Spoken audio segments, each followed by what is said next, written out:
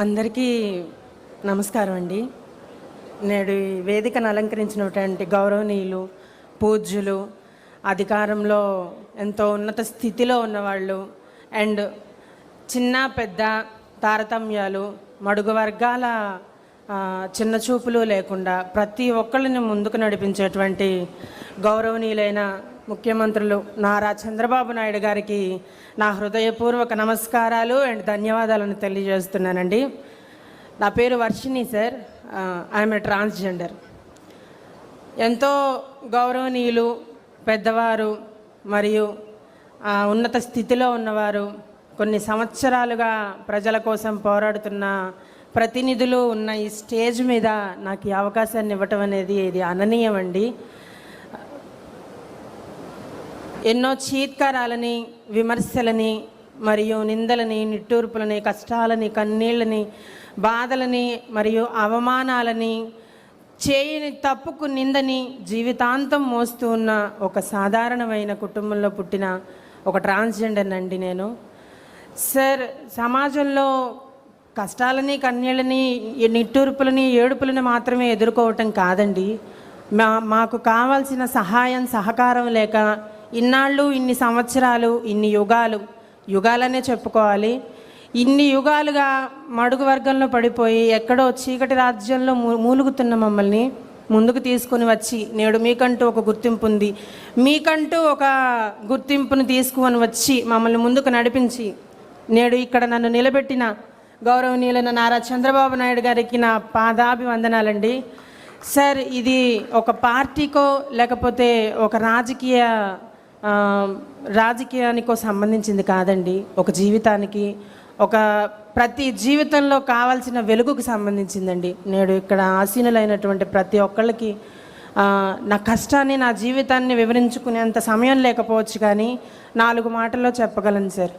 ఆనాడు ద్వాపర యుగంలో గృహన్నల అవతారం ఎత్తిన శ్రీకృష్ణుడు పడిన కష్టాలని మరియు శ్రీరాముడు ఇచ్చిన మాట కోసం 14 ఏళ్ళు వనవాసంలో ఎదురు చూసిన అదే గృహన్నల, హిజ్రాల ఆ ఎదురు చూపుని నేడు వెలుగులోకి తీసుకుని వచ్చి 2014-19లో ఏ రాజకీయ నాయకులు చేయలేనటువంటి ఒక గొప్ప ఆలోచన, ఎటువంటి ప్రభుత్వం తీసుకోలేనటువంటి గొప్ప నిర్ణయాన్ని తీసుకొని మమ్మల్ని ముందుకు తీసుకుని వచ్చి మమ్మల్ని కూడా సమాజంలో ఒక భాగంగా నిర్ణయించి ముందుకు నడిపించి మాకు ఒక ప్రత్యేక స్థానాన్ని కలిగించి పెన్షన్ల రూపంలోనూ మరియు ప్రత్యేక గృహాలు కల్పించడంలోనూ మరియు చదువుకోవటానికి మాకంటూ ఒక ఐడెంటిటీని కలిగించి అదర్స్ అనే మాకు కూడా ఒక ఐడెంటిటీని పుట్టించి ట్రాన్స్జెండర్గా ఈ సమాజంలో మాకు మొట్టమొదటిగా గుర్తింపునిచ్చినటువంటి నారా చంద్రబాబు నాయుడు గారికి నా హృదయపూర్వక ధన్యవాదాలు తెలియజేసుకుంటున్నాను సార్. అండ్ ఇదే గుర్తింపు, ఇదే మార్పు మొదలవుతుంది, ముందుకెళ్తుంది అనుకున్న సమయంలో గడిచిన ప్రభుత్వంలో మేము ఎదుర్కొన్న కష్టాలు, ముందుకొస్తున్న మా మార్పుని మళ్ళీ వెనక్కి తీసుకుని వెళ్ళి ముందుకొచ్చిన ఈ పెన్షన్ల మార్పు మరియు ఇచ్చిన గృహం మరియు మాకు ఇచ్చినటువంటి ఐడెంటిఫికేషన్ని ఒక గుర్తింపు రూపంలో మాత్రమే లేదా వెరిఫికేషన్ రూపంలో మాత్రమే వెనక్కి తీసుకోవటం మాకెంతో మళ్ళీ చీకటి రాజ్యంలోకి తీసుకెళ్ళిపోతున్నారేమో, మళ్ళీ మమ్మల్ని వెనక్కి పడేస్తారేమో అని మేము బాధపడుతూ మళ్ళీ కృంగిపోతున్న సమయంలో మమ్మల్ని ముందుకు నడిపించాలని ప్రజలందరూ కలిసి తీసుకున్న ఒక నిర్ణయం మా జీవితాలు కలిగించిందండి ఒక మార్పు. ఆ మార్పేనండి 2024లో వచ్చినటువంటి గొప్ప రాజకీయ మార్పు. ప్రభుత్వం మారింది, మా జీవితాలు మారినాయండి. నేడు కన్నీళ్లతోనో, కష్టాలతోనో, బాధలతోనో ముందుకు వెళుతున్న మేము చదువుకొని కూడా ఎటువంటి సపోర్ట్ లేక మేము ముందుకు వెళ్ళాలి, మేము కూడా యువకులు, మేము కూడా అందరితో సమానమే, మహిళలతోనూ సమానమే, పురుషులతోనూ సమానమే, పురుషుని శక్తి, మహిళ ఓర్పు మాలో ఉన్నది, కానీ మమ్మల్ని ప్రోత్సహించి ముందుకు నడిపించే వాళ్ళు లేరు అని మేము బాధపడుతున్న సమయంలో మళ్ళీ ఏ తెలుగుదేశం ప్రభుత్వం అయితే అమల్లోకి వచ్చి మమ్మల్ని 14-19లో మమ్మల్ని ముందుకు నడిపించిందో అదే తెలుగుదేశం ప్రభుత్వం మళ్ళీ పరిపాలనలోకి వచ్చిందండి. మా జీవితంలోకి వెలుగు వచ్చిందని మనస్ఫూర్తిగా చెప్తున్నాను సార్. నేడు అదే తెలుగుదేశం ప్రభుత్వం మళ్ళీ మార్పును తీసుకొచ్చిందండి. మేము ఎన్నో అవకాశాల కోసం ప్రయత్నిస్తూ ముందుకెళ్తున్న సమయంలో మళ్ళీ వెనకపడిపోయిన మమ్మల్ని ముందుకు తీసుకువస్తూ కొత్త పెన్షన్ల పథకాలను ఇస్తూ మళ్ళీ గృహ ఫలితాల పథకాలను ఇస్తూ మాకు మంచి గృహాలను కలిగించి మరియు ఐడెంటిఫికేషన్ని ముందుకు తీసుకుని వచ్చి మమ్మల్ని ముందుకు నడిపించేటువంటి నారా చంద్రబాబు నాయుడు గారు మొట్టమొదటి ఇచ్చిన అవకాశం. ఈ ప్రభుత్వంలో ఒక ఎమ్మెల్యే గారు తన పిఏగా పర్సనల్ సెక్రటరీగా ఒక ట్రాన్స్జెండర్ని నియమించుకోవటం అండి.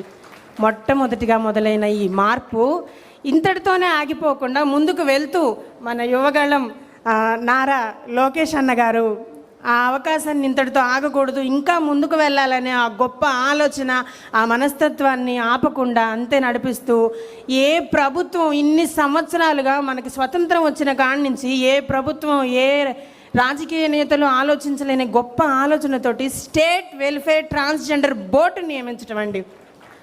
ఆ బోర్డుని నియమించి కేవలం ప్రభుత్వంలోనే నడవాలి, లేకపోతే ప్రజల్లో ఉన్నారు కదా వాళ్ళకి మన వైపు నుంచి ప్రభుత్వం ద్వారా సహాయం పొందితే చాలు అనుకోకుండా అదే ప్రభుత్వంలో నియమించినటువంటి ఆ ట్రాన్స్జెండర్ వెల్ఫేర్ బోర్డుకి ఒక ట్రాన్స్జెండర్ని బోర్డు మెంబర్గా వన్ ఆఫ్ ది మెంబర్గా చేయటం ఇది ఎవరికి సాధ్యం కాని ఒక గొప్ప ఆలోచన.